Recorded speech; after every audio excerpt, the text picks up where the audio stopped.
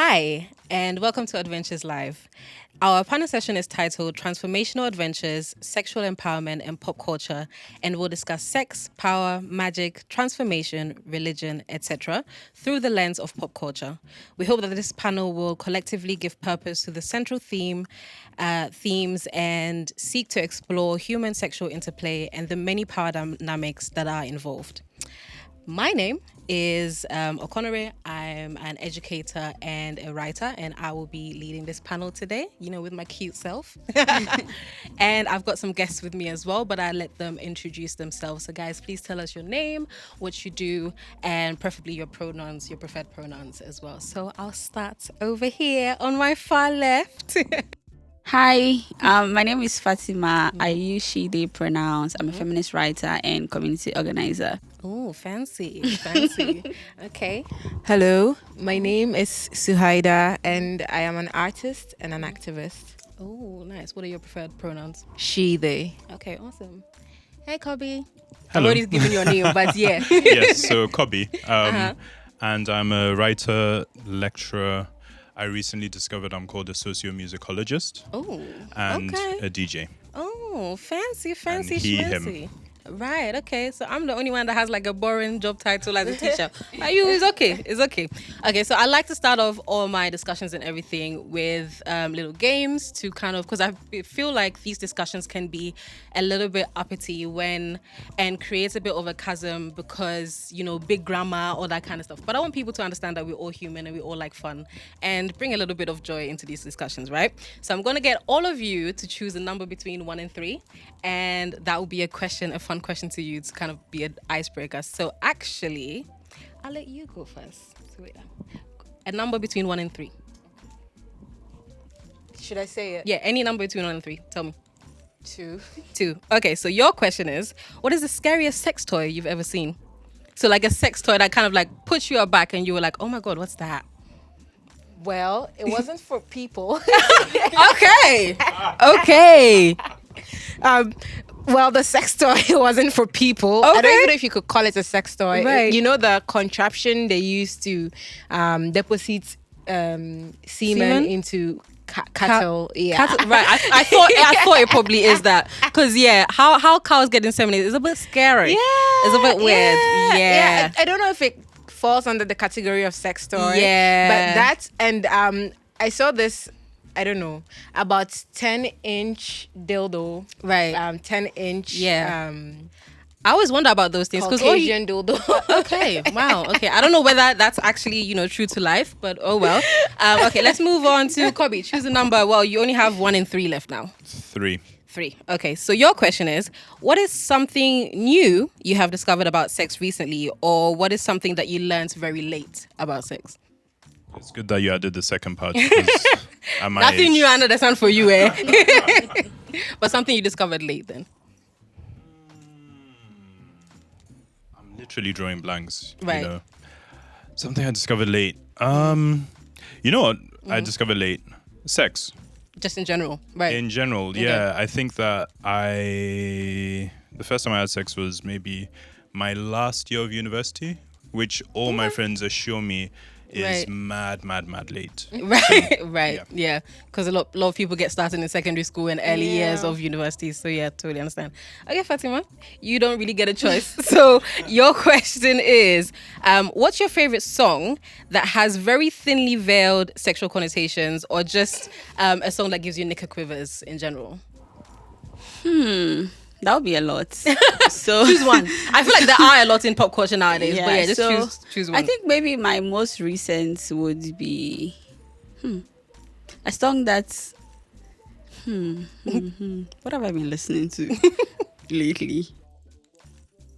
Okay, maybe choose one that is not even thinly veiled, because I feel like nowadays people are very open with their saying sexual about- connotations in songs. So what's your favorite sexual or nasty song that I is think out at I the would moment? say WAP. It's been like Yeah, it's been look, around for yes, a year, but yes, like I still yes. vibe to it. Get a so bucket and a mop because it's gushy around here. We Yeah. love it. has to be WAP. Okay, awesome. So let's get into the main part of our conversation. And I want to start off because obviously we are talking about sex. I want to get your opinions of what sex means to you in comparison to virginity and / celibacy. So I'll start with Kobe first. So, sex as opposed to virginity And celibacy, yeah. Okay. I mean, people have problems with the whole idea of virginity in the first place, like in terms of propping it up and making it bigger than it actually is. But honestly, I would say the biggest difference is maybe choice. Where you can choose whether you want to be celibate or not, as opposed to it being something that's imposed. Right. But then, aside from that, I would say experience. Right. Yeah, I'd say it's experience because you need to you need to have sex to know how to be good at sex. Right. Very true. Yeah, and even when one person is meeting another person, if two people are having sex, first time might not be great, second time might be better, third time almost certainly better. And so the difference between all of these things, just having sex generally, as opposed to celibacy, virginity, Right. I'd say choice, experience. Yeah. These days. Yeah, I agree. Because the thing with choice as well, we always think of choice like related to the act of having sex. But I also sometimes think about the lack of choice that kind of like goes with virginity. Because it's kind of like a label that is thrust on you. And you're sort of supposed to like uphold it and uphold all that purity culture. And you don't really have much choice to it because you haven't had penetrative sex, you are deemed a virgin and all the connotations that goes with it. So yeah, I totally agree. Fatima, what do you think? Like how do you view sex as opposed to in contrast to celibacy and virginity?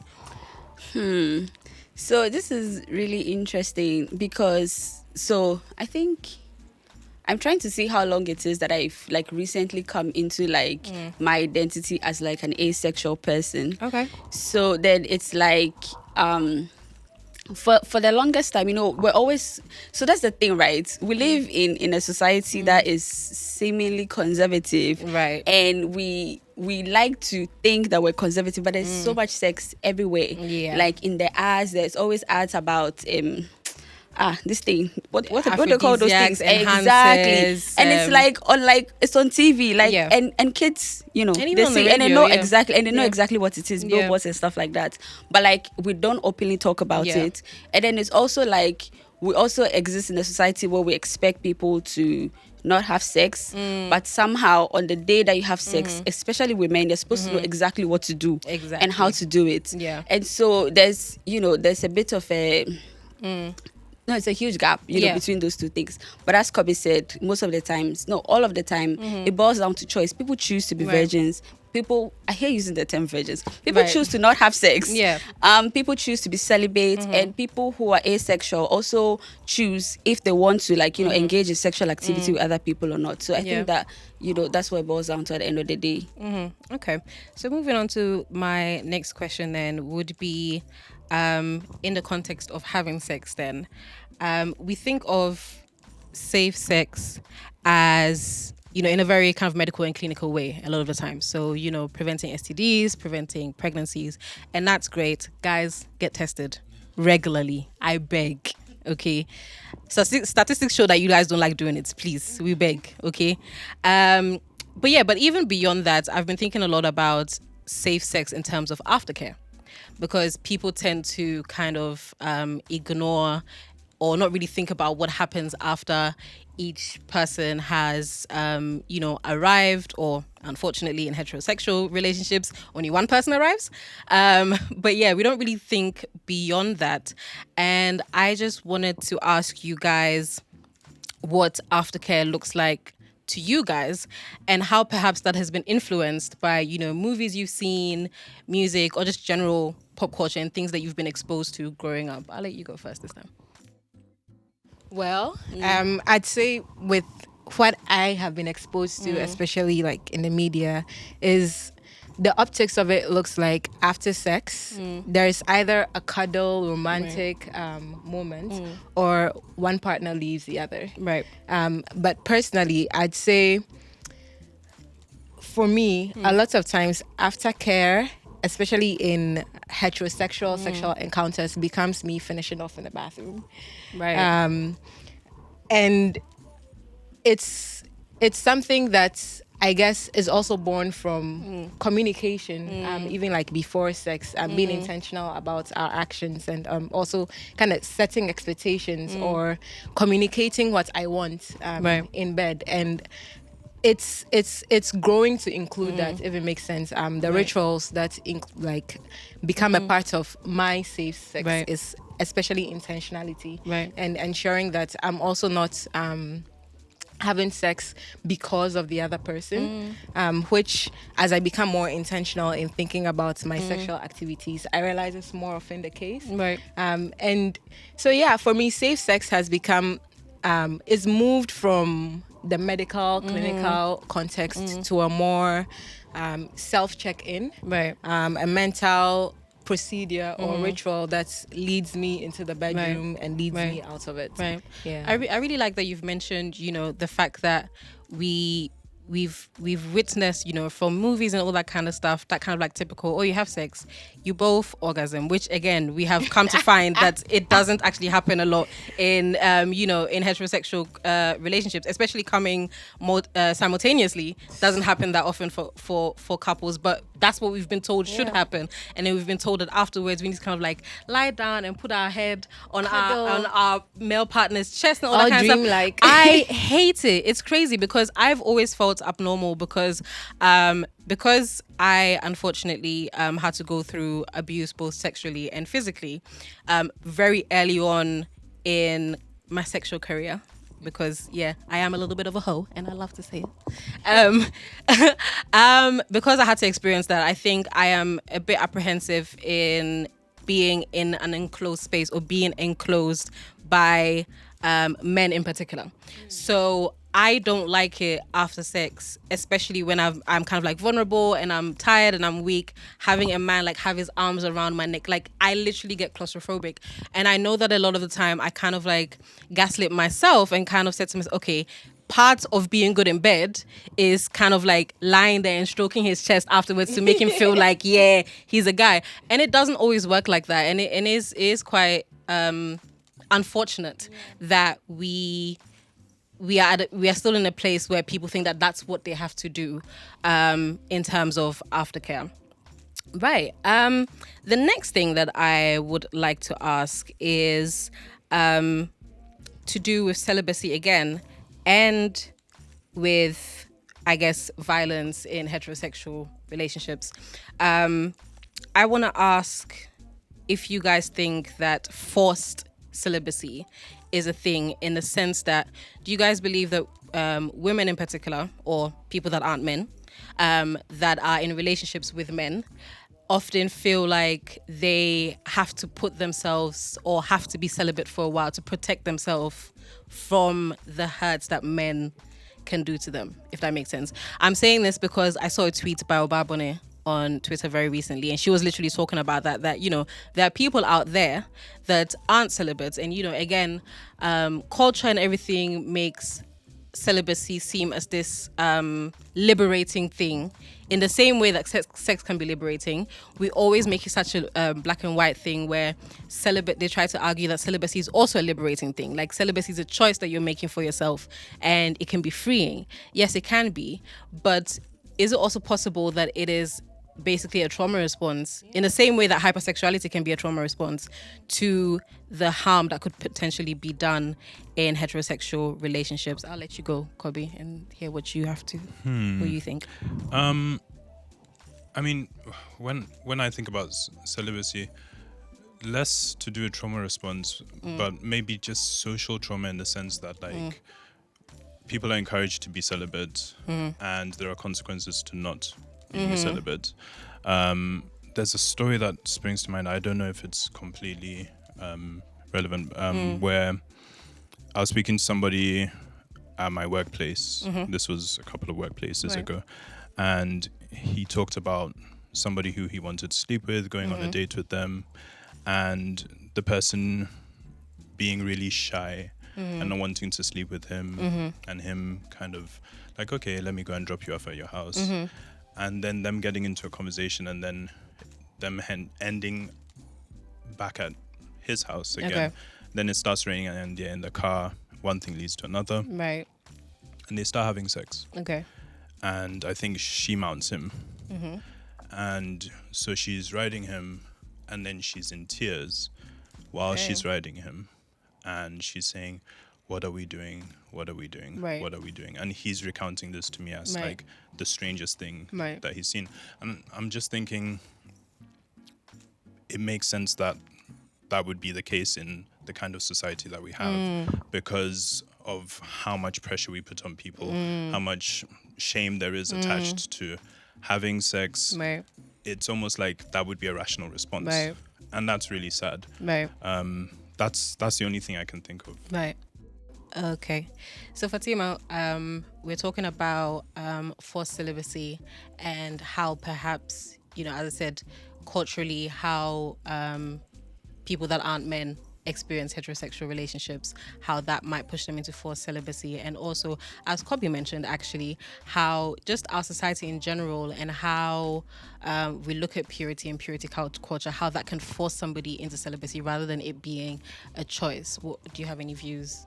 Yeah, I do have some thoughts about that. It's a really interesting question because even like the idea of forced celibacy in itself. It sounds weird, doesn't it? Yes, but Yeah. also celibacy in itself, even like, so it's like, how do we really define celibacy? Because I'm saying this because I'm remembering there was this TikTok video that went viral on Twitter. It was some woman who was talking about this thing called soaking. That Right. was really like, that's really common among like people who go Amish to like people and exactly Yeah. like missionary schools whereby like young people who are like sexually repressed, right? They really want to have sex, but because the idea of sex is like penetrative, like penis, Right. vagina Right. penetration, right? Yeah. So like the girls would do anal, and it's Right. like that does not count. So Yeah. you can still say you're a virgin, Yeah. and so like so how do we define define? exactly? Right. And obviously, right, it's set within like a specific context because we live in a very heteropatriarchal like society. It's like and it's like this standards are only set for women, right? Right. And so when you think of it in that way, and then even when you think of like for women who are bi or pan, who it's like you're always your thoughts to kind of like evaluate your relationships with men as like real. Yeah. So like somebody is bi and like, when she sleeps with a man, that's like a real relationship, Right. real sex. And like when you're sleeping with women, that's like, it's just one of those. it's just one of those things. Exactly. You're playing. Exactly. Right. Exactly. Right. So like all of these things need to like be interrogated from like what context are we in, and also because I know you asked the question like pertaining to like women who sleep with men, right? But it also even applies to like queer women, right? Yeah. It applies to lesbian, bisexual women who always feel as though like your relationship or your sex is never really validated Right. because there's no Right. like Right. Okay. yeah, so those Yeah. are my thoughts on that really. That is very interesting because personally I have had sort of, I guess, one true time in my life where I actively decided that I was going to be celibate. But then it was 2.5 years long. I know people that know me wouldn't be able to believe that I went 2.5 years without orgasms, but I did. Okay. But even with that, I kind of split that time up because part of it was because I was what Ghanaians like to call krife. I was very, very into my faith. I felt like in order for me to have a relationship with God, I needed to be pure. I needed to stay away from sin because the only thing that could separate me from God is sin. And having sex outside of marriage is a sin. So I just wasn't going to do it. So there was that. But then it got to a point where the dynamics the dynamic in my relationship with God kind of like changed. And I'm still a very spiritual person, and I do believe that we can converse with divine things. And so essentially when I stopped feeling like I could hear God, when I stopped feeling like God was talking to me, I was like, what was the point? Okay. But then I was still celibate for a while because I just felt like I needed to really think about and analyze what having sex actually means to me. And as you're saying, these are thoughts that you have to think about deeply, especially if you're not completely heterosexual. What's completely heterosexual? If you're not heterosexual. And at the time I was also kind of like thinking about my own sexuality and all that kind of stuff, and wondering whether, okay, so now if I was to sleep with a woman, would that mean that I'm no longer celibate? If I masturbate, does that mean I'm no longer celibate? If I masturbate with my hand and not a toy, does that mean I'm no longer? There's so many dynamics, and I think we tend to kind of like brush over celibacy and talk about celibacy in such a way, or even talk about sex in such muted tones, that a lot of these questions don't have a chance to come out. So I think it's really good that we're addressing these things. So then coming to purity culture and, faith and spirituality, do you guys believe that those two come hand in hand? Does spirituality, religion always have to come with the prerequisite of abstaining from sex? I ask this question because obviously, like, it's a thing. People that are Christian will automatically be like, yes, the only time you can have sex is when you're married. People that are part of any Abrahamic religion will probably agree. However, as somebody who doesn't necessarily count themselves as being Christian anymore, but I am still spiritual, the spirituality that I practice, I do see other people that practice it who say that masturbation actually is a form of meditation. It's a form of manifesting the things that you want.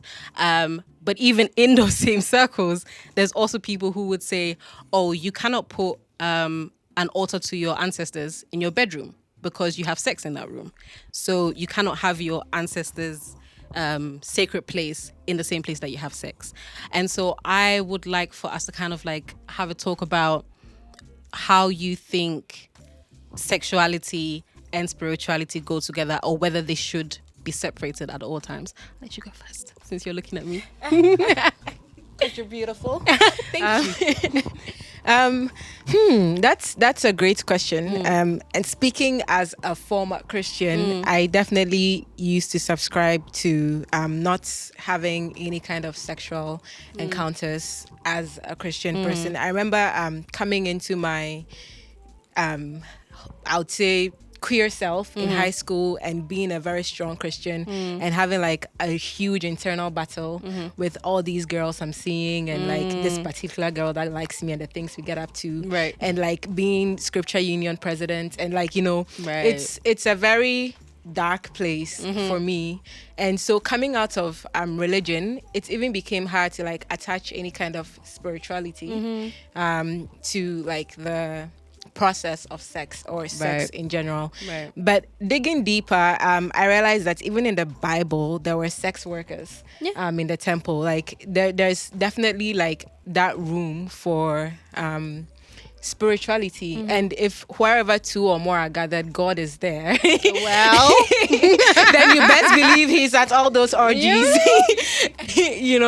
And I think it's also like even extends beyond. If you're also like looking at sex as something that gives you pleasure, as something that life comes out of, then it transcends all of like it transcends as physical, and it's Right. really like embodies these qualities that we also confer Right. on religion.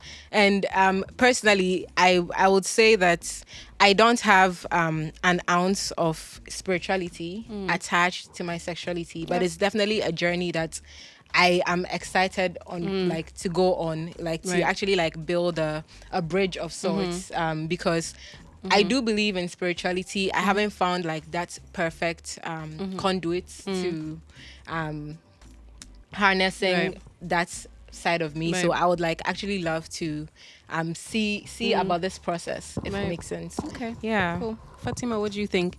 And then also kind of like the idea of,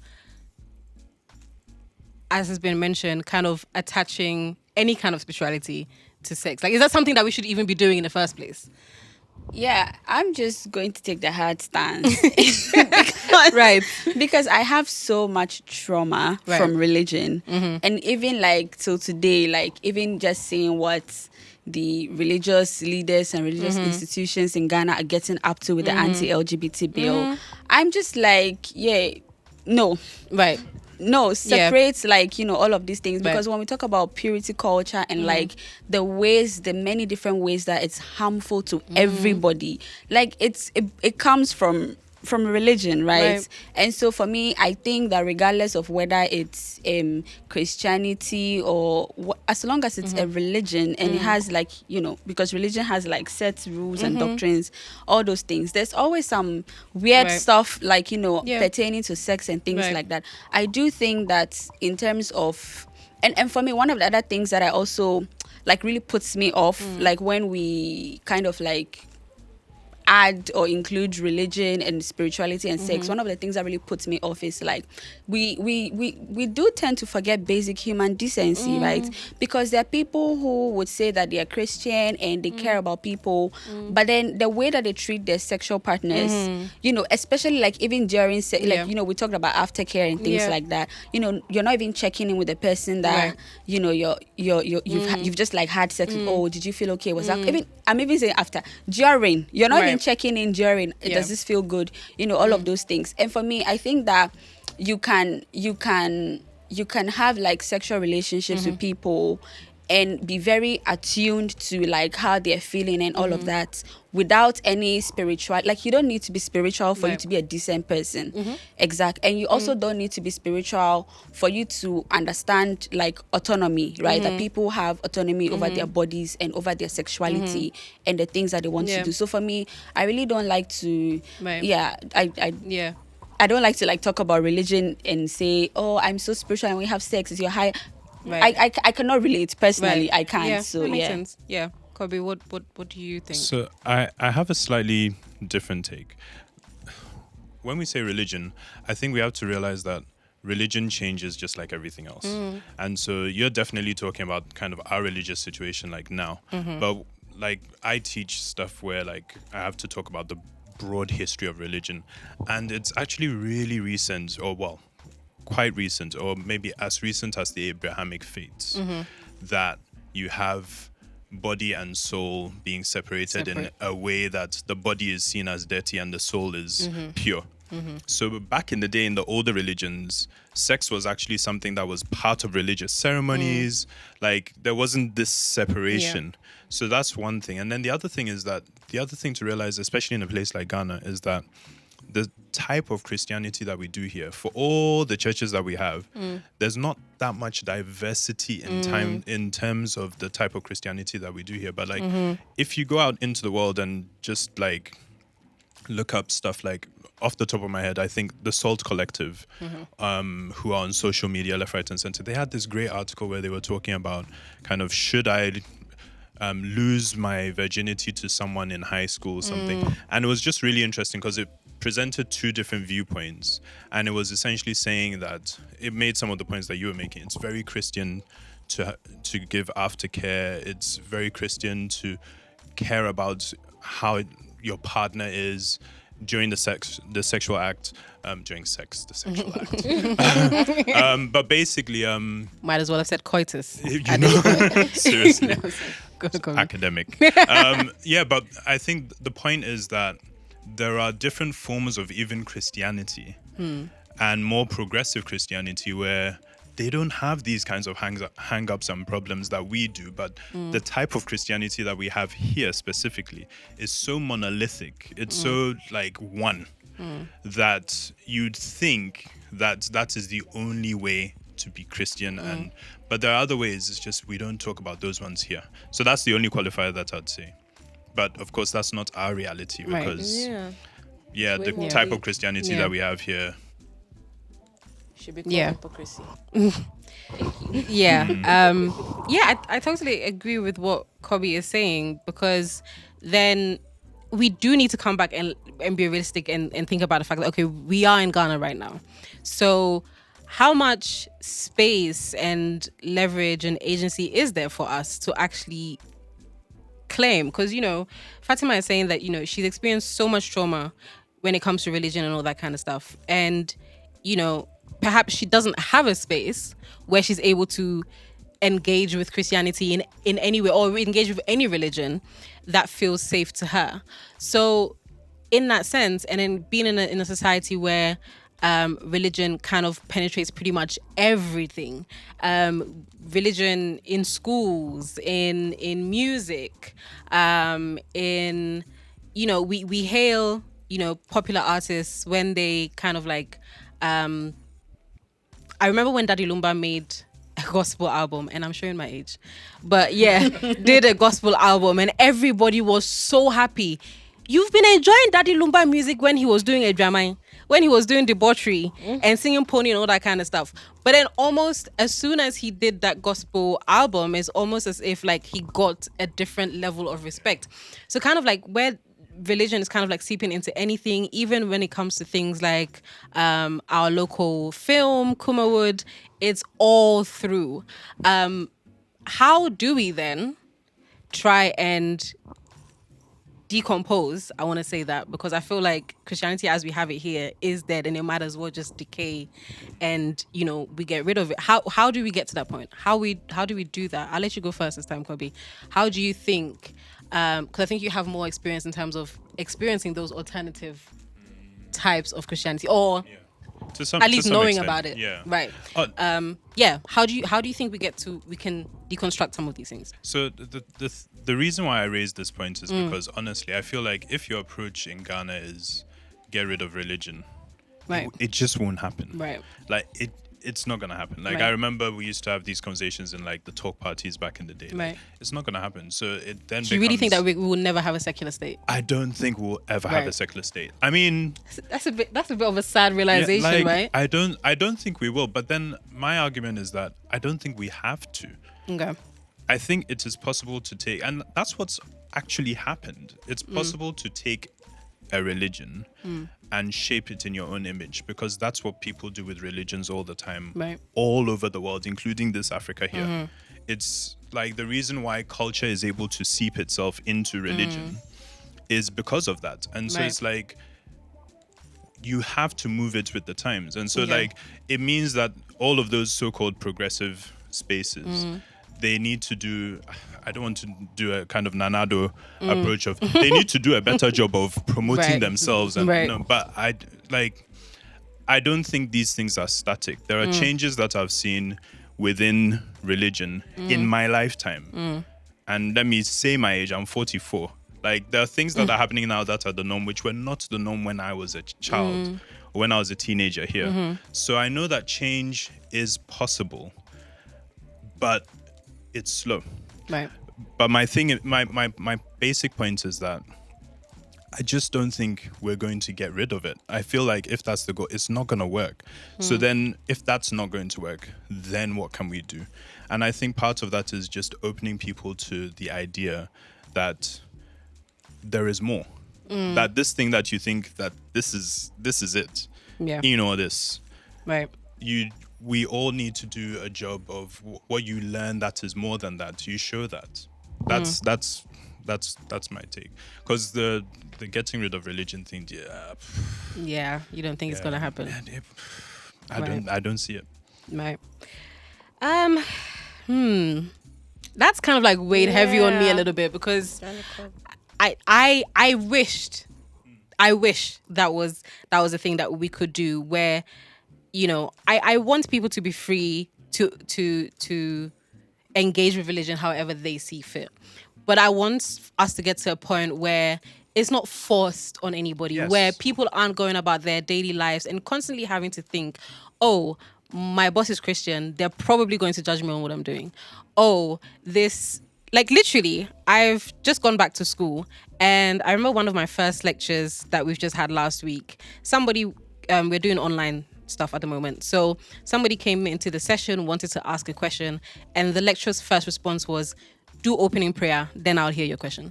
Like he literally cut him off and was like, no, I'm not hearing you until you do the opening prayer. And so that's how I feel insidious religion is in this place. And I just wish that we would be able to get to a point where it's not in your face and oppressing you all the time, like that. But yeah, that being said, then that then brings me to my next point, which I want to talk about, which is sex work. Right? Sex work has become a thing that is it's become very popularized, especially on social media with the advent of OnlyFans. It's just, and it's almost been kind of shaped and presented as this fabulous lifestyle now. Something that used to be seen as disgusting and, oh my God, no, I would never do that. No matter how bad my life gets, I would never ever, stoop so low to be a prostitute, that kind of thing.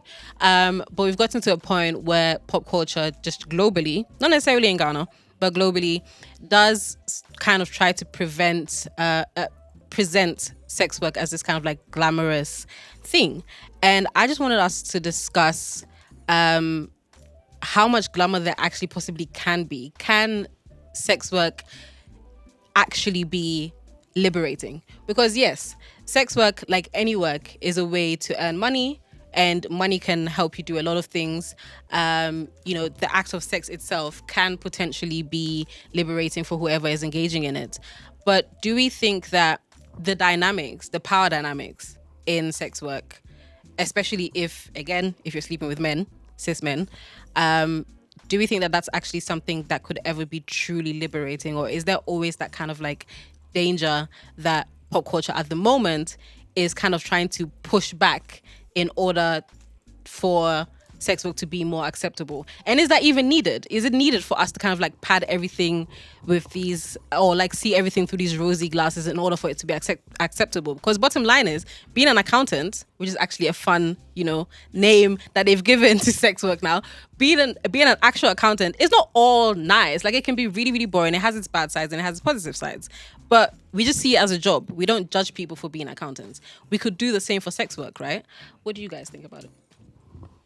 Well, I'm going to Martin Luther think this, because I really have a whole dream about the kind of sex work that I would envision myself going into, and it's that kind where it's liberating because you get to choose your sex partners. I'm somebody who I like to be able to choose whatever work I do, because I can't deal with bosses, I can't all of these things. So I like to be entrepreneurial, and I feel like sex work is definitely kind of made for that, because it's your body you're managing, and it's and if sex work can exist in an economic situation where it can be an entrepreneurial thing, and it's something that you choose your clientele, you know yourself, you know what you want. If it's not something you necessarily go to school for, but like how India has the Kama Sutra spaces, if there's something of that sort that is teaching prospective sex workers, you could take a course, body autonomy, consent, probably best practices for figuring out who you want, your niche, because you also would know who you want to sleep with. I think if we brought more intentionality into sex work and actually give it all the professional hookups and gear would give any other occupation, we could actually make it something that is quite enjoyable and also liberating. So that's my dream of the perfect world, and the role sex work would Fatima, so I'll move to you now, but also I want you to kind of consider whether sex work, again, inherently, just because of how we think about it being a woman servicing a man, whether it automatically kind of feeds into the patriarchy and always will, because of things like beauty standards. So sex workers do sort of, I guess, have to play into that, whatever the beauty standard is at the time, play into that and possibly even change their bodies, because we know that porn stars, a lot of them have had plastic surgery done to make themselves more presentable. So how do you think that fits into sex work being liberating or not being liberating? I think that, first of all, it's neither here or there. Okay. If you say, that sex work feed into patriarchy, honestly, which job in this life doesn't? That's not. Literally everything. It's capitalism. We're here doing this and that so that we can get something small at the end of the month. So for me, if we, there's all the rosy things and the, the things that people say, but when you strip everything down to at the core, we're all just hustling. We're all hustlers, all of us. Whether you're working for Facebook or you're we're all hustlers, because as long as we're not the people who own who own and control the means of production. Like, we're essentially these people's bitches, you know. Yeah. So it's like there's a lot of, you know, superiority that other people feel, you know, over sex workers, because they're like, oh, you're sucking dick for money, but you're also kissing your boss's ass, maybe Right. metaphorically, but like, why is Sometimes your literally. exactly You know? exactly, because your boss is like texting you at like 11 p.m. Right. and you're on it, like, you know. So, you know, there's like all of these things that we need to consider. And also there's also the fact that we if we're also being very honest, the reason why sex work gets so much slack, and most of the time, is usually from men, because Right. you know, they feel so entitled. They Yeah. cannot understand for the life of them why you're charging them money for you to show them your boobs. Like, you should be scrambling to show it Right. to them, you know, Right. that kind of thing. So a lot of that slack also comes from, you know, men's entitlement, you know, and like wanting to feel that, you know, women owe them, Yeah. you know, all of these things. But like, if we move away from that, and even when we want to kind of what's the word, we want to analyze from like a feminist perspective, you know, contextualize the situation and all of that, definitely, if we're being honest also, there are like, sex work is not all that glamorous. Yeah. And because we're having a conversation about pop culture, I keep thinking about Cardi B and Meg Thee Stallion, like, and even Nicki, like, those people, like, that's their aesthetic, like, Yeah. whole aesthetics. They're always singing Yeah. about being a whole, Right. and you know, all of those Yeah. things. But also, you also maybe sometimes you watch interviews and you see that they, even though they, in their last song about, you know, wet ass pussy and stuff, they said all of those things. And then they're also like, sometimes they feed into purity culture, because I remember there was this interview that, like, you know, Meg got trolled for, because she was saying something about if she wants to have sex, she would go back to her exes so that her body count does Count not won't rise. increase. Yeah. So it's like, so it's also important for us to understand that even when we sit here in the nice couches, you know, doing all of this feminist analysis, not all sex workers are feminists. And for Right. them, it's not even like it's not a feminist thing of like, oh, I'm reclaiming my body. It's Right. like they're just hustling to take care of their kids, you know. And again, if we also like put into consideration like class, how do you call, like, class differences, we do know that sex workers, depending on the way that you're viewed by society, you get treated differently. Yeah. And that's why we look down on the people, on the women like who stand on the street at Osu and Cantonment. We look at them and we roll their eyes, but when we see the OnlyFans girls, we're like, oh, nice. Right. And we're all trying to be their Yeah. besties and things like Yeah. that, you know. So we have to like so I'm just saying all of this to say that it's really nuanced, very layered. Right. And we can't like either say, oh, sex work is bad because women are being abused. That happens, right? But it's also like in a specific context. And so I think that we should be moving away from conversations asking if it's bad, if it's good, are we fading into patriarchy, and moving into what kind of society are we trying to build, whereby anybody, regardless of what you're doing, whether you're doing sex work, whether you're a coal miner, like, we're moving into like a society where people can work without having to dehumanize themselves, without having to like slave themselves, and we can, you know, like, have better conditions, and like there's just like respect for everybody's autonomy, dignity, and all of that. So for me, I'm like, that should be where, like, that should be where we should move in towards, as opposed to like, you know, continuing to be in the rut of, oh, it's bad, it's not good, it's bad, it's not good. Like, ultimately, what kind of society do we want? As Selma says, she has a dream. Like, we should be like looking towards that. Right. Okay. Yeah, I really love everything that you have said, because again, I think it goes back to a little bit to what we said about, you know, sex and religion as well. Sex is sex, and we don't necessarily, same with sex work, we don't necessarily have to attach any type of morality towards it. Sex work is a job.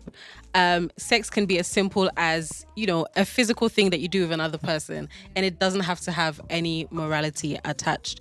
So just try and kind of round up, I think what I would like to know is, what do you guys think that we ourselves as individuals and the communities that we are part of, as well as, you know, the pop culture in Ghana, be it music, film, any type of thing like that, any creative industry, what we can collectively do to break down some of these negative ideas around sex and how it impacts our lives. Kobe, I'll let you go first, since you're the kind of probably the most creative person.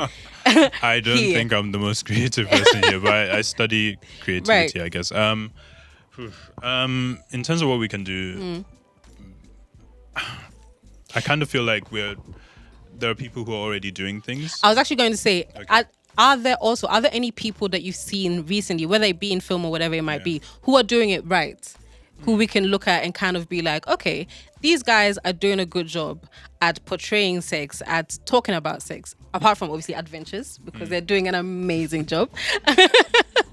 That are doing it right, that are having the right conversations and portraying the right images, who we can look up to and be like, okay, yeah, this is what, not necessarily this is what we should be doing, but this is a good example. I mean, when you guys were talking earlier about films, and you were saying that afterwards the woman's head is supposed to be on the man's chest and all of that, and that's the stereotype. I actually did recognize that because, like, in my day, Right.